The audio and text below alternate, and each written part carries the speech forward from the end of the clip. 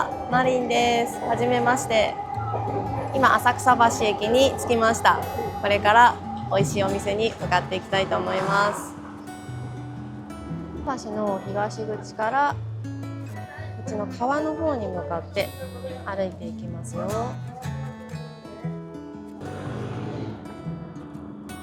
第1回目なので簡単に自己紹介しながらお店に向かっていこうと思います。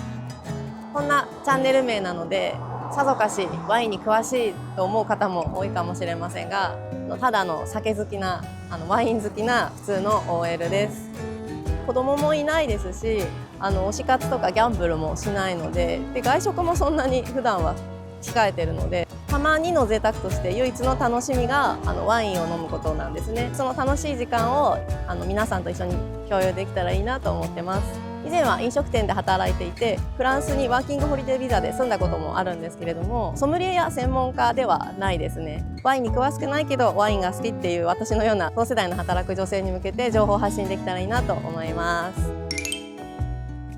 川沿いに歩いていくとお店があるみたいですね。なぜ一人飲みなのかと言いますと、人と楽しく飲むのも大好きなんです。でも美味しいワインや料理をいただくときはちゃんと味や香りを楽しみながら集中して向き合いたいなと思ってしまって、おしゃべりねしながらだと味覚も嗅覚も会話も全部同時に使うので、自分にはちょっと忙しくなってしまうんですよね。とは言っても一人様はまだまだ緊張しますので、このチャンネルを通していろんなお店にチャレンジできたらなと思います。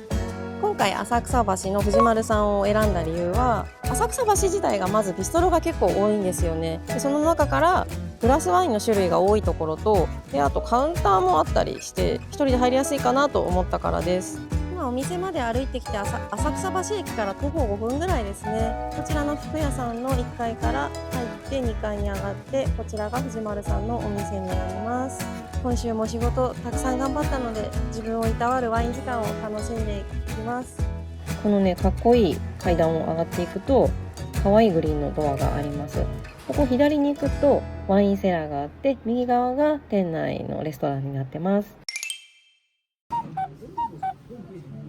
ワインセラーで選んだボトルをプラス1980円の抜栓料で飲めるんだって。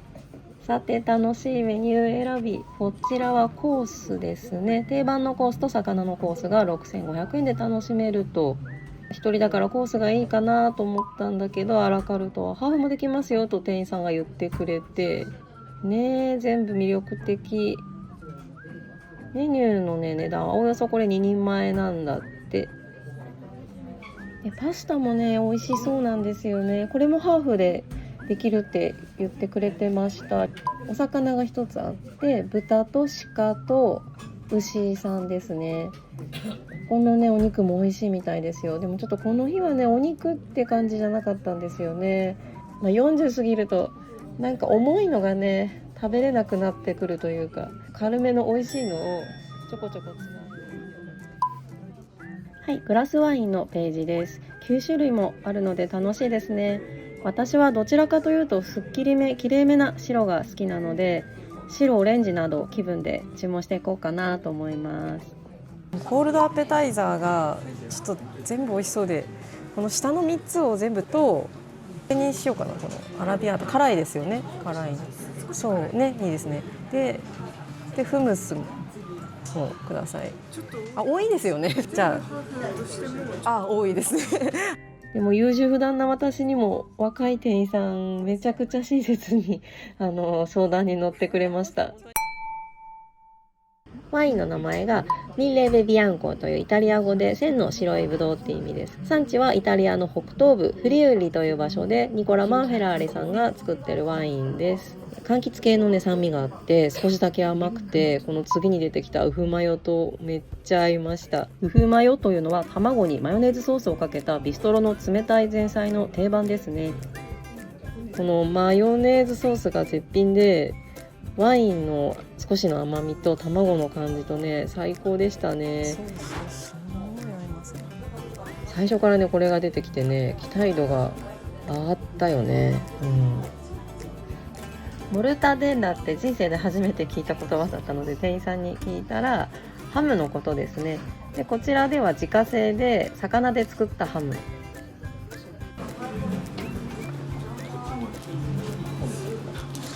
ビーツが結構酸味が効いてて、ハムがクミンはかなり効いてる感じ。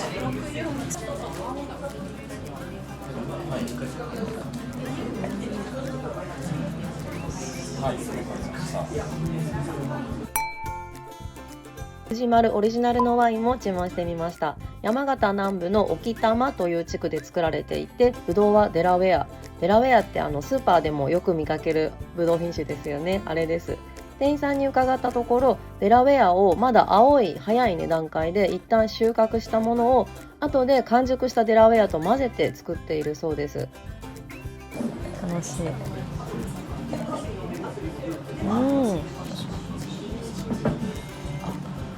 すごい爽やかで美味しい。私的にはこの日飲んだワインの中で一番美味しかったですね。爽やかで、なんか蜂蜜みたいな香りもして、でも青りんごみたいな酸味もあって、はい。クルードはイタリア語で生ものを意味する言葉で、生魚にオリーブオイル、レモン、塩などを味付けした料理のことも指すそうです。初めて聞いた単語でまた一つ知識が増えましたよね。で振りかけてある白いのはホースラディッシュ、山わさびのことですね。愛媛の島レモン、福岡のみつる醤油が作ってるオレンジ醤油などで作ったソースだそうです。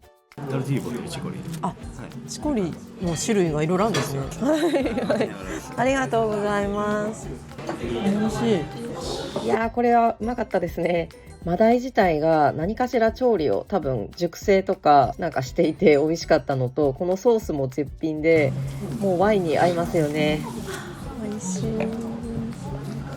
美味しいものがこんな一人で食べれるのは幸せですね。ラブロゼというキュートな名前のワインはブロックセラーズのワインです。私はロゼワインは夏ぐらいしか飲まないんですけども、店員さんがこの後のサーモンに合わせて選んでくださいました。ラベルがすごい可愛くて、花びらがこれ散っているんですよね。ワインって果物から作られているんだなってしみじみ感じた味で、甘くはないんですが、なんか体にこう染み渡るワインでしたね。赤富士サーモンというのは静岡県富士宮市の富士山の湧き水で育てられた貴重な養殖のニジマスだそうです。リエットはフランス語で豚肉を煮てペースト状にしたものが多いんですが、こちらではサーモンでリエットに見立てている感じですね。ケッパーやスパイスがねかかっていて、また柔らかいねチコリに乗せて食べるんですけど、美味しかったですね。美味しいです。ほんとここの店員さんたちテキパキしてて、聞いたらいろいろ教えてくれるし、素晴らしいと思いました。はい、続いて飲んだのはトラミニ2021年クリスティーナス。ハンガリー西部にあるバラトンという湖で有名な場所のワインです。オレンジワインというのは赤ワインを作る方法と同じで、白ぶどうの搾り汁や皮、種を一緒に発酵させて作ったものです。なんか紅茶のような渋い実があって、香りは熟れた洋梨みたいな感じで、すごいね美味しかったですよ。これもこのワインのこう表現とか言い方についてはちょっとほんと素人で、ただの酒好きな普通の OL なのでご了承ください。これから勉強していきたいですね。はい。パテ・ダッサンブラージュは鹿肉の切れ端、鶏レバー、豚の脂など別々のお肉や部位を複数混ぜ合わせてアッサンブラージュ、ブレンドっていう意味ですね。でそういうパテだそうです。コンディメントというのは薬味や調味料を指すそうですよ。栗の渋皮煮と栗のジャムが添えてありました。これはやっぱ赤なんじゃないかなと思って急遽赤ワイン注文しちゃいました。ドメーニュ・ドゥ・ビショボンという作り手さんで、フランスのブルゴーニュにあるペゴンヌという村のワインだそうです。想像していたピノよりずっとしっかりした感じのワインで、このパテにはすごいぴったりでした。手が進みますね。やっぱ料理が美味しいとさ、ワイン飲んじゃうよね。パテとかなんかこのシャルキュトリーって言いますけど、パテ系で美味しいとお店いいみたいなのありますよね。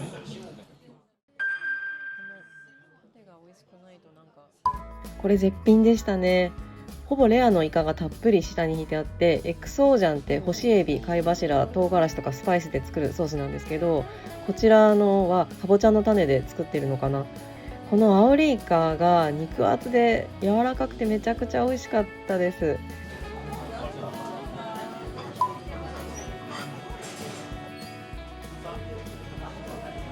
やー、パスタ食べたかったですね。なんか一般人の味なので。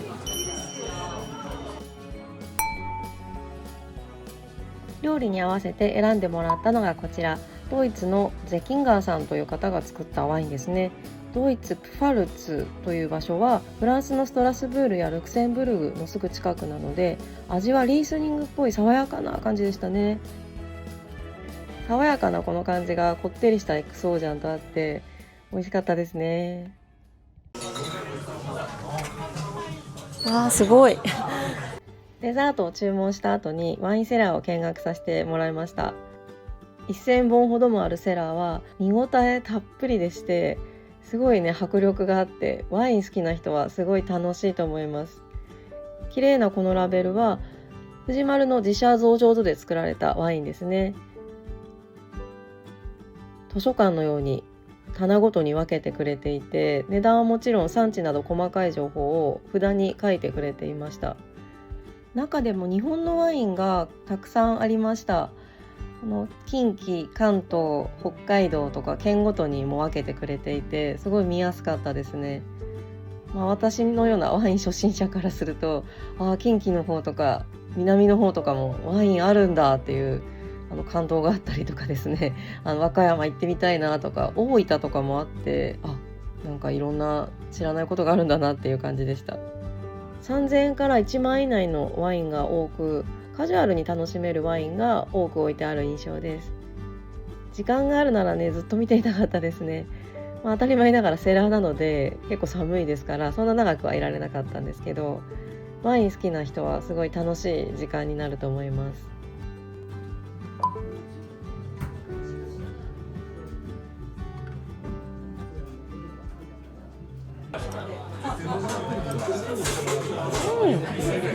すごい滑らかで、パンナコッタっていうよりはチーズケーキに近いかな。パンナコッタよりなんか濃厚、超満席です。土曜日の夜なんで藤丸さん大人気ですね。美味しいもんやっぱり全部。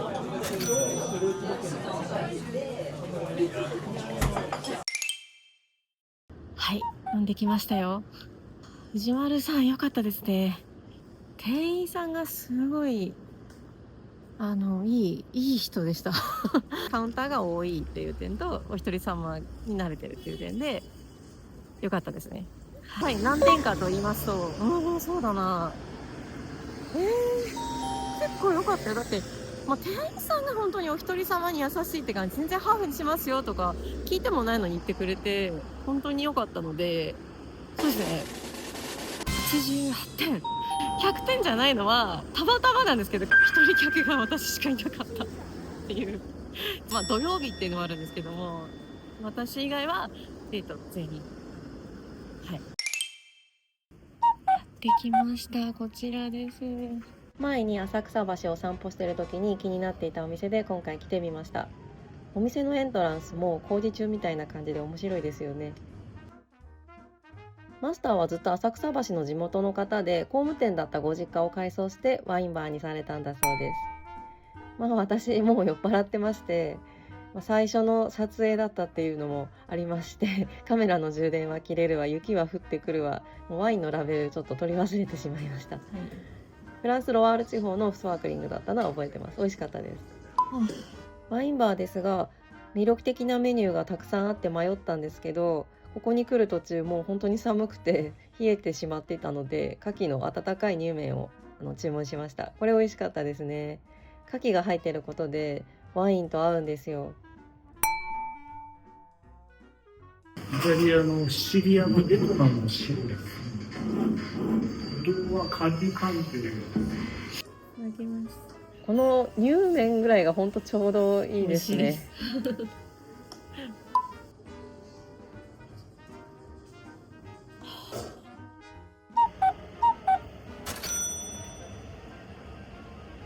浅草橋の地元の人なので、すごい街のことを聞けてすごく楽しめました。いろんな人と話したりとかしてすごく楽しかったです。雪が降ってきてすんごい寒いので早く帰らないといけないなっていう感じです。もうちょっと見たかったんですけどね。今日はこれで終わりにして、次回の動画で会いましょう。ご視聴ありがとうございます。